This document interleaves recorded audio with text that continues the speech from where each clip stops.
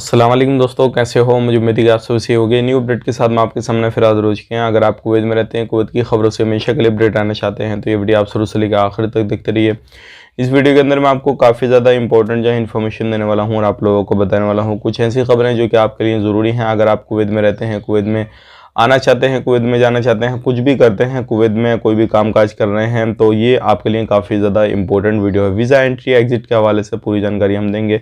तो चलिए फिर बिना देरी के वीडियो शुरू करते हैं। लेकिन उससे पहले मैं आपको बताना चाहूँगा, चैनल हमारा पहली बार देख रहे हैं, चैनल को ज़रूर सब्सक्राइब करें और साथ ही साथ बेल आइकन ज़रूर प्रेस कर दें ताकि हमेशा आपको इसी तरीके से कुवैत के बारे में जानकारी टाइम टू टाइम मिलती रहे और आप हमेशा हमारे साथ में जुड़े रहें। तो सबसे पहले मैं आपको यहाँ पे बताना चाहूँगा जो काफ़ी बड़ी खबर आ रही है निकल के, जैसे कि आपको मालूम है कुवैत के अंदर काफ़ी ज़्यादा कमी लोगों में आ रही है। जो वर्कर हैं, अलग अलग कंट्रियों के जो लोग हैं वो कुवैत के अंदर रहते हैं। अगर बात करें यहाँ पे टोटल की, तो तकरीबन 28 से 30 लाख के करीब जो टोटल लोग रहते हैं, जिसमें कि अगर आंकड़ा निकाला जा रहा है 2018, 2019, 2020, 21 और अब जो चल रहा है 22, लेकिन अगर उनके मुकाबले देखा जाए तो इस टाइम पे काफ़ी ज़्यादा कमी नज़र आ रही है।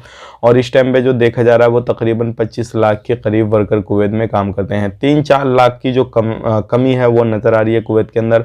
और ये कमी जो है जब तरीके से काफ़ी ज़्यादा कमोबेशी जो है वर्कर की हो रही है कुवैत के अंदर। तो अगर आप कुवैत में जाना चाहते हैं, एंट्री करना चाहते हैं, कुछ भी करना चाहते हैं, तो अभी आपको मिल जाएगी, कोई भी इशू नहीं है। लेकिन और ये जो कमोबेशी हुई है, ये जो लोग कम हुए हैं कोरोना की वजह से, कुवैत में कम हुए, जिनकी 60 साल से ज़्यादा उम्र है, उनको भी काफ़ी ज़्यादा परेशानी आई थी। और जिनके इकामा वीज़ा जो थे वो नहीं लग रहे थे, उनके हवाले से भी काफ़ी जो है परेशानी आई थी। अब बात कर लेते हैं यहाँ पे अगली खबर की तरफ। जो अगली खबर आ रही है निकल के, वो आ रही है इंडियन एम्बेसी और नेपाल की एम्बेसी की तरफ से। जैसे कि आपको मालूम है होली के 2 दिन रहेंगे, तो उस दिन जो है इंडियन एम्बेसी और नेपाल एम्बेसी ने अपडेट दिया है कि जो छुट्टी रहेंगी 17-18 को। तो अगर आपका कोई भी इन दोनों एम्बेसी में कोई भी काम है किसी भी तरीके का, तो आप जो है एम्बेसी ना जाएं, नहीं तो आपको फिर परेशानी पड़ेगी।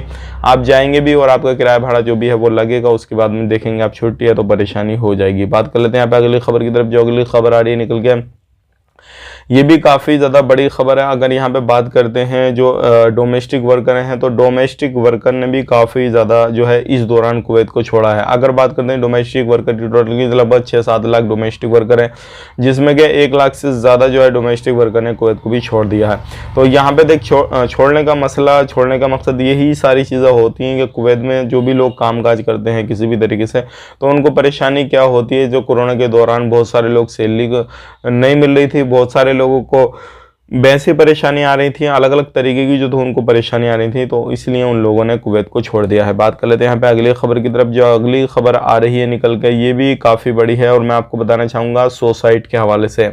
जैसे कि आपको मालूम है अभी जो है कुवैत के अंदर इस तरीके के मसले काफ़ी ज़्यादा सामने आ रहे हैं। हम भी आपको अपडेट करते रहते हैं डे बाई डे कि भाई अभी क्या अपडेट चल रहा है क्या नहीं। लेकिन पिछले इस 2022 के अंदर सबसे ज़्यादा सुसाइड के मसले सामने आए हैं और ये जो वजह है मैं आपको बताना चाहूँगा, कोरोना की वजह से ये सारी चीज़ें हो रही हैं। क्योंकि अगर देखा जाए यहाँ पे 2020 का आंकड़ा, 2021 का आंकड़ा, तो इतनी सुसाइड नहीं की थी लोगों ने, लगभग 30 से 40 लोगों ने की थी। लेकिन 2022 के अंदर अभी दिन ही क्या हुए हैं तो लगभग 25 लोगों ने सुसाइड कर लिया है। तो आप खुद सोचिएगा ये जो बेरोजगारी हुई है, लोग परेशान हुए हैं हर तरीके से।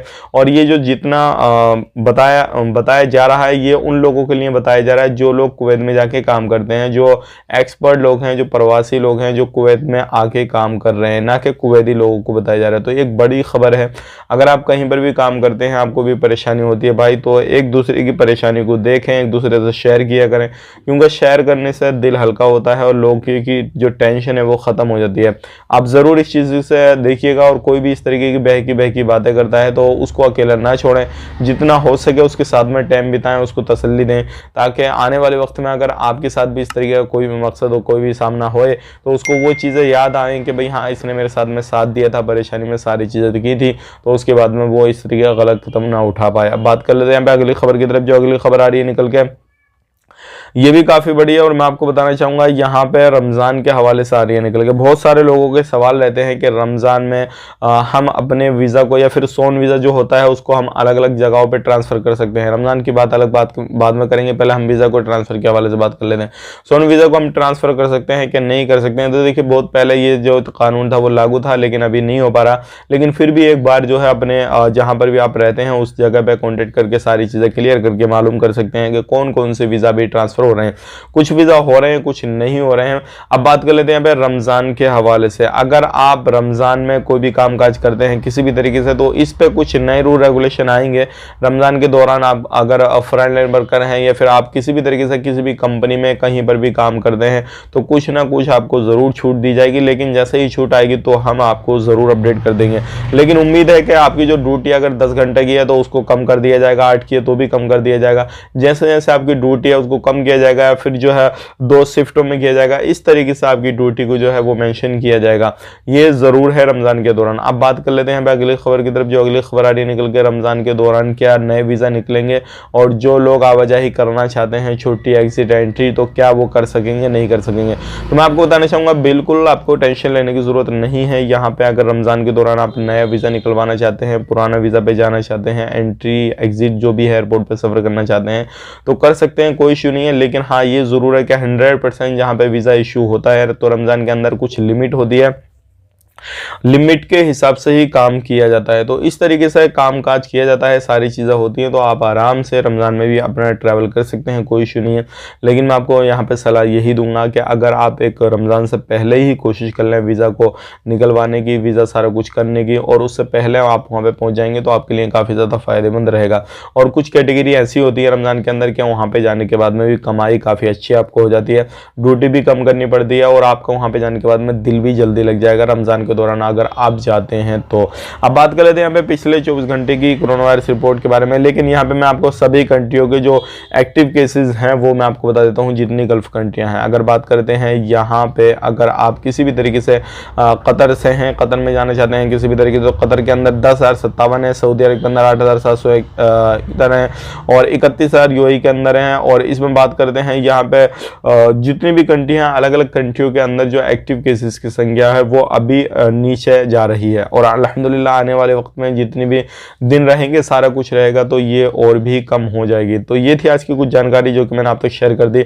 अब बात कर लेते हैं, बहुत सारे लोग हमसे इलीगल जो लोग हैं वो बहुत सारे सवाल करते हैं, और एक सवाल जो है वो काफ़ी ज़्यादा आपकी तरफ से पूछा जा रहा है, और वो पूछा जा रहा है हमारी एज जो है वो लगभग 65 साल, 70 साल और 60 साल है और हम इलीगल हैं। तो क्या ये कानून जो है एज का इसमें दायरा तो नहीं रखा गया कि भाई इतनी एज वाले लोग जो है ये काम करा सकते हैं, इतनी एज वाले नहीं करा सकते।